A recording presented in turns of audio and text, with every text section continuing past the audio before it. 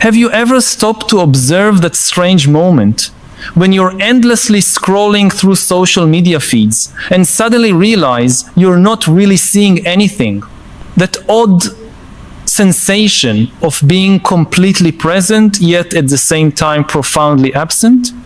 It's as if your mind were functioning perfectly, processing information, making decisions about whether to like a photo or not, but beneath all this mental activity, there's a deafening silence, an emptiness you can't name, but that's always there, like a shadow accompanying every thought. You're not alone in this experience. In fact, you're experiencing one of the most fascinating and disturbing phenomena of our era, the emergence of hyper-conscious minds that paradoxically feel less and less. Today, we are going to explore a territory that few dare to map, the strange inner world of a humanity that has developed the capacity to be aware of everything, but has lost the ability to be touched by anything.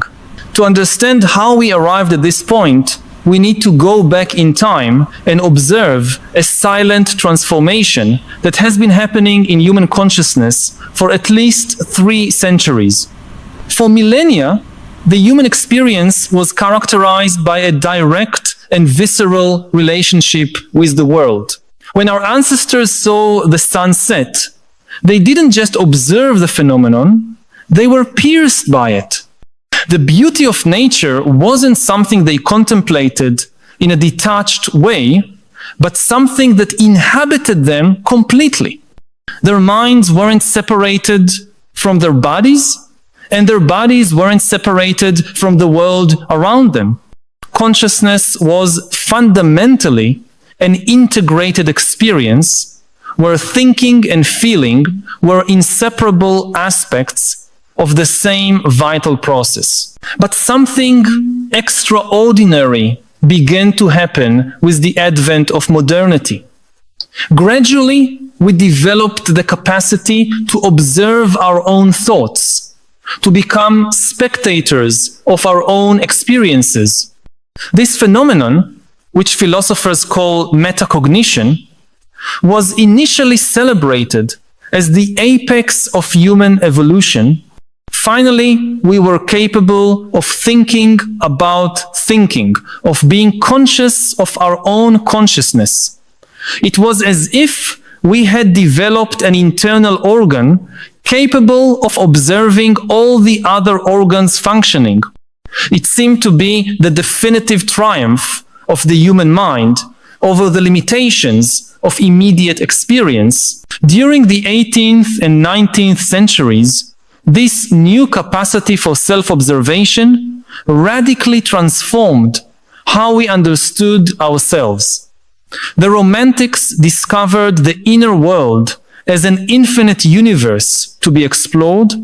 Scientists began to study the mind as an object of investigation. Artists began to portray not just the external world, but the most subtle intricacies of subjective experience.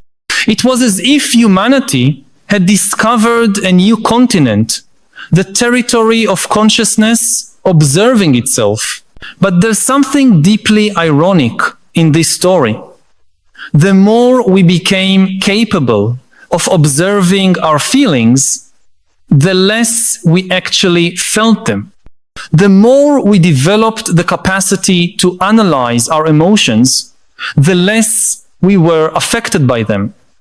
It's as if the act of observing inevitably created a distance between the observer and the observed.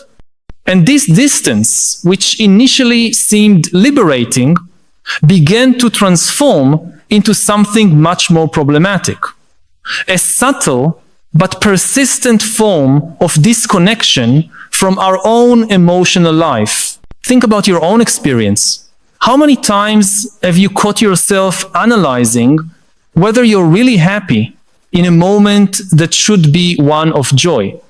How many times have you observed your own sadness as if you were a scientist studying an interesting but distant phenomenon. How many times have you found yourself thinking about love while you should have simply been loving? This capacity for self-observation, which should make us more conscious and free, often transforms us into spectators of our own lives. Digital technology has intensified this process in a way we're only beginning to understand. Our screens aren't just windows to the world. They're mirrors that constantly reflect our own mental activity. Every click, every like, every share is a form of observing our own tastes, preferences, and reactions. Algorithms show us refined versions of ourselves, creating an infinite loop of self-observation mediated by technology. We've become curators of our own experiences, editors of our own lives, professional observers of our own consciousness. Social media has amplified this phenomenon in an unprecedented way. We no longer live experiences. We document them, edit them, share them, and observe them being consumed by others. A beautiful landscape is no longer something we simply contemplate. It's something we photograph, filter, caption, and post. And throughout this entire process, part of our mind is constantly observing and analyzing our own reactions. Am I really impressed by this view? Is this experience authentically meaningful? Or am I just reacting to the potential for social approval? How will others interpret this post? This constant metacognition creates a mental state we could call reflexive hypervigilance. We're always on, always observing, always analyzing, but paradoxically, less and less present for direct experience.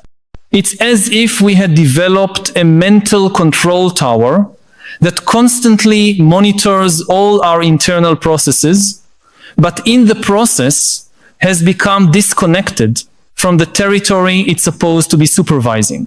The result is a peculiar type of modern suffering, the emptiness of the hyper-conscious mind. People who have access to more information, entertainment, and opportunities than any previous generation in human history, but who report unprecedented levels of anxiety, depression, and a sense of meaninglessness. It's not that these people don't have access to rich experiences, it's that they've developed a relationship with their own experiences that makes them fundamentally inaccessible. I need to pause for a moment and ask you directly, which aspect of this description resonates most with your personal experience? Do you also feel this strange combination of being completely conscious, but at the same time profoundly disconnected from your own sensations? I know we often keep these concerns to ourselves, perhaps for fear of seeming self-indulgent or dramatic, in a world that tells us we should be grateful for what we have. But your concerns are valid and probably shared by more people than you imagine. Share in the comments, I feel this emptiness, when your voice can help create a space where we can honestly discuss this collective experience instead of suppressing it. And perhaps by naming this phenomenon together, we can begin to imagine ways to transform it. This process of disconnection doesn't happen only at the individual level, it's transforming the very structure of our societies. Observe how we consume culture today. We no longer watch a movie. We watch a movie while checking social media, reading reviews in real time, and forming opinions that will later be shared and discussed. The direct experience of art is constantly being mediated by layers of analysis and interpretation. We no longer listen to music. We create playlists that reflect our identity, analyze lyrics for meaning, and use songs as soundtracks for carefully curated versions of our lives. Language itself is changing to reflect this new reality. Notice how we talk about our emotional experiences today. We say things like, I felt that I was feeling sadness, or I had the experience of being anxious. This language, which seems more precise and sophisticated, actually reveals something profound, a distance between the self that observes and the self that's supposedly feeling. It's as if we had become simultaneous translators of our own inner lives. The wellness and self-help industry has flourished precisely to serve this new form of suffering. We offer mindfulness techniques to people who are hyper-conscious but disconnected. We promote meditation as a way to observe thoughts without judgment, without realizing that the very act of observing might be perpetuating the problem we're trying to solve. We sell apps that help people monitor their moods, as if the solution to emotional emptiness were more observation and analysis. But perhaps the most fascinating aspect of this transformation is how it affects our relationship with time and memory. When we're constantly observing and analyzing our experiences, they lose their capacity to naturally settle in our emotional memory. Instead of memories rich in sensations and feelings, we create organized and cataloged mental files, but emptied of their original vitality. It's as if we had transformed our biography into a well-curated but lifeless museum. This new form of consciousness is also fundamentally changing how we relate to each other. Romantic love, for example, has become an intensely observed and analyzed experience. We don't just love, we observe our love, question its authenticity, compare our experience with idealized representations in media, and constantly evaluate whether we're doing it right. The result is that many people report feeling like actors playing the role of love, instead of lovers genuinely involved in the experience of love. Friendship has undergone a similar transformation. Our social interactions are constantly filtered through layers of self-observation and analysis. We observe our own communication patterns, analyze group dynamics, evaluate whether we are being authentic or performative. Even spontaneity has become something we try to cultivate consciously, creating the paradox of planned and observed spontaneity. At work, this reflexive hyper-consciousness manifests as an obsession with productivity and self-optimization. We don't just do our work, we observe our own productivity, analyze our energy patterns, measure our efficiency, and constantly adjust our methods. It's as if we had become managers of ourselves, constantly supervising the employee we supposedly are. But here's the crucial question. This transformation isn't simply an individual problem that can be solved by more willpower or better self-regulation techniques. It's a fundamental change in the structure of human consciousness that emerges from the material and technological conditions of our time. The hyper-conscious but emotionally empty mind isn't a personal failure. It's an evolutionary adaptation to the demands of a world that requires constant self-monitoring, analysis, and adjustment. We live in a society that demands we simultaneously be productive workers, informed consumers, engaged citizens, available friends, attentive romantic partners, responsible parents, and self-realized individuals. To fulfill all these functions, we've developed a capacity for observation and analysis that allows us to efficiently navigate between different contexts and expectations. But the price of this efficiency is a subtle form of alienation from our own lived experience. Information technology accelerates and amplifies this process, but doesn't create it. The conditions for the emergence of the hyper-conscious mind were established long before smartphones and social media.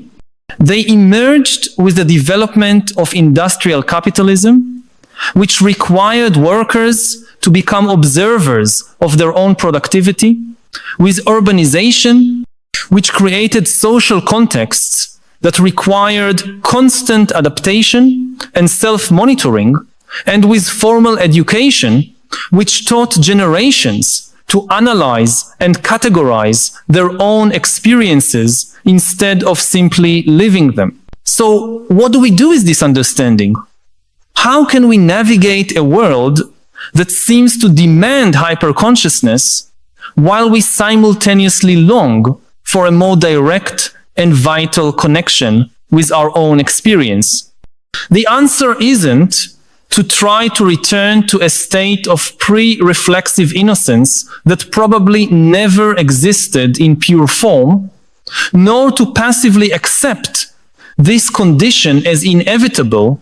Instead, we can begin to develop what we might call an ecological consciousness about our own inner life, just as we've learned to understand our environmental impact and make more conscious choices about how we interact with the natural world. We can learn to observe our patterns of self-observation and make more intentional choices about when to observe and when to simply be present. This doesn't mean completely eliminating our capacity for metacognition, which is a valuable tool for navigating the complexity of modern life. It means, instead, developing a wiser and more balanced relationship with this capacity. We can learn to recognize the moments when self-observation is serving a genuine purpose, and the moments when it has become just a habit that disconnects us from our own vitality. An important clue can come from observing that certain activities and contexts still manage to transport us to states of more immediate presence. For some people, this happens during intense physical exercise, where the immediate demand of the body overpowers mental chatter. For others, it occurs during experiences in nature, where the vastness and beauty of the natural world temporarily silences the internal observer. For many, it happens during creative experiences, where the process of creation completely absorbs attention. What these experiences have in common is that they engage our attention in a way that makes self-observation temporarily irrelevant or impossible.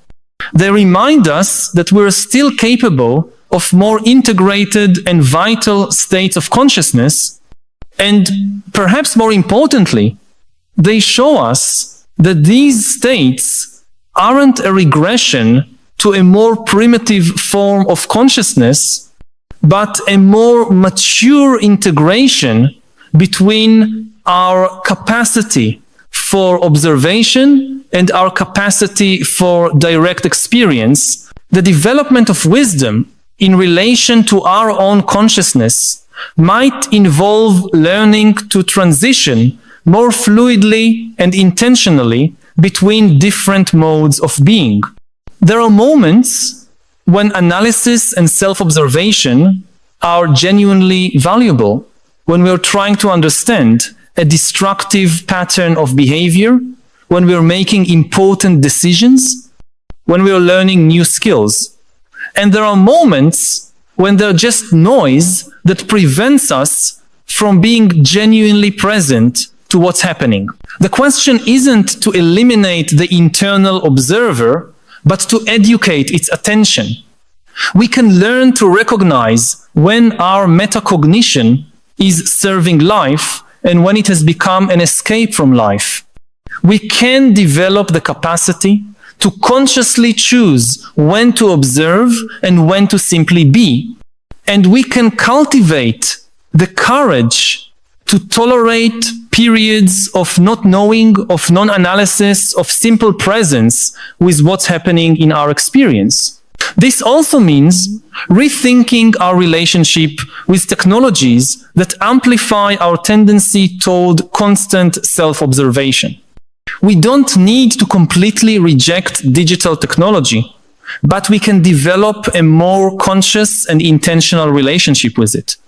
We can create spaces and times in our lives that are protected from the constant demand for documentation, analysis, and sharing. We can practice the art of having experiences that aren't immediately transformed into content for our own or others' consumption. Perhaps more fundamentally, we can begin to question some of the cultural premises that feed this form of conscious emptiness. The idea that more consciousness is always better, the belief that we should be able to constantly optimize our experience, the expectation that all our experiences should be meaningful and transformative, the pressure to always be productive in our relationship with ourselves. There's something deeply radical in simply allowing some experiences to exist without being observed, analyzed, or improved. There's a form of political resistance in refusing the cultural demand for constant self-optimization. And there's a form of wisdom in recognizing that some aspects of human experience are better preserved when they're not excessively illuminated by the light of reflexive consciousness. This isn't a romanticization of unconsciousness or a defense of ignorance. It's a recognition that wisdom involves knowing not only how to think, but when not to think. How to observe, but also when to stop observing. How to analyze, but also when to simply accept the irreducible mystery of lived experience. If these reflections have touched something you've been feeling, but perhaps haven't found words to express, know that you're not alone. By subscribing to the channel, you'll connect with a growing community of people who share your concerns and your desire for a deeper understanding of the philosophical challenges of our time. Each week, we meet here to explore together the great questions that define our era and to seek not just understanding, but also wiser ways of living amid the transformations we're witnessing. This isn't just a channel, but a space for dialogue and collective growth. Join us on this continuous journey. Subscribe so we can continue this essential conversation about how to live with more wisdom and purpose in a world that often leaves us disoriented and divided. Because in the end, the emptiness of the hyperconscious mind isn't just a personal problem to be solved, but a symptom of a broader transformation in the human condition that we're all navigating together. And perhaps it's precisely in the shared recognition of this condition that we can find the first steps toward a wiser and more vital form of being conscious in the world, a consciousness that doesn't flee from direct experience, but embraces it, a mind that observes but also knows when to stop observing and simply live. A lot of people, if they're watching this video,